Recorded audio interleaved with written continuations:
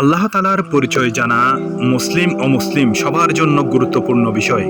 আল্লাহ তাআলা পরিচয় দিতে গিয়ে বলেন, বলো তিনি আল্লাহ এক অদ্বিতীয়, আল্লাহ কারো মুখাপেক্ষী নন, তিনি কাউকে জন্ম দেননি এবং তাকেও জন্ম দেওয়া হয়নি, আর তার কোনো সমকক্ষ নেই। এত সুন্দর করে আল্লাহ তাআলা বুঝিয়েছেন কেন অবিশ্বাসীরা কেন ঈমান আনে না আল্লাহর প্রতি, যিনি তোমাকে সৃষ্টি করেছেন।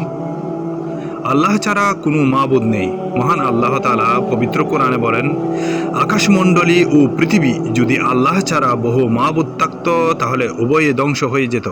অতএব তারা যা বলে তা হতে আরশের রব অধিপতি আল্লাহ পবিত্র মহান।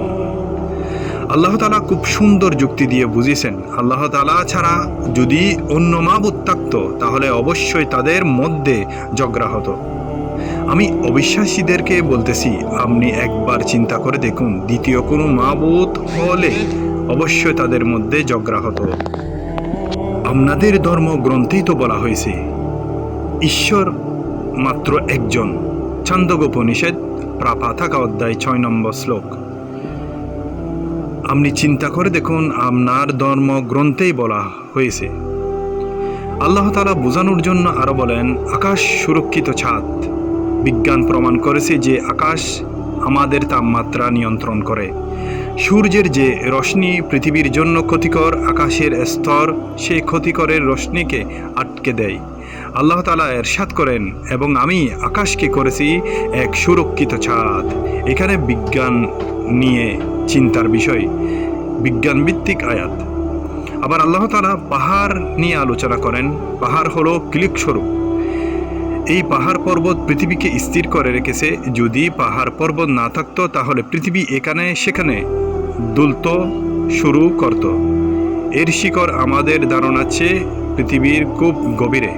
আল্লাহ তাআলা ইরশাদ করেছেন, আমি কি করিনি ভূমিকে বিছানা আর পাহাড়কে কিলুক স্বরূপ। পবিত্র কুরআনে আরো অনেক বিজ্ঞান ভিত্তিক আয়াত আছে। আমি এই দুটি আয়াত বললাম এই জন্য যারা কোরআন বিশ্বাস করে না তাদের বিশ্বাসের জন্য বলছি। এই পৃথিবীতে অনেক ধর্মগ্রন্থ আছে যেখানে বিজ্ঞান ভিত্তিক আয়াত বলা হয়েছে, সেখানে অনেক ভুল দেখতে পাবেন। পবিত্র কুরআনে পুরো পৃথিবী এবং মানুষ ও জিন একত্র হলেও একটি ভুল বের করতে পারবে না, কারণ এটি আল্লাহ তাআলার নাজিলকৃত কিতাব। আল্লাহ তাআলা পবিত্র কুরআনে বলেন, তিনি আল্লাহ, তিনি ছাড়া প্রকৃত কোনো ইলাহ নেই। তোমরা যার সাথে শরীক করো তার চাইতে তিনি বহুত ঊর্ধ্বে। আমি অমুসলিমদেরকে একটাই অনুরোধ করতেছি, যারা আল্লাহকে বিশ্বাস করে না, পবিত্র কোরআনকে বিশ্বাস করে না, একবার হলেও কোরআন পড়ুন, পড়ে দেখুন।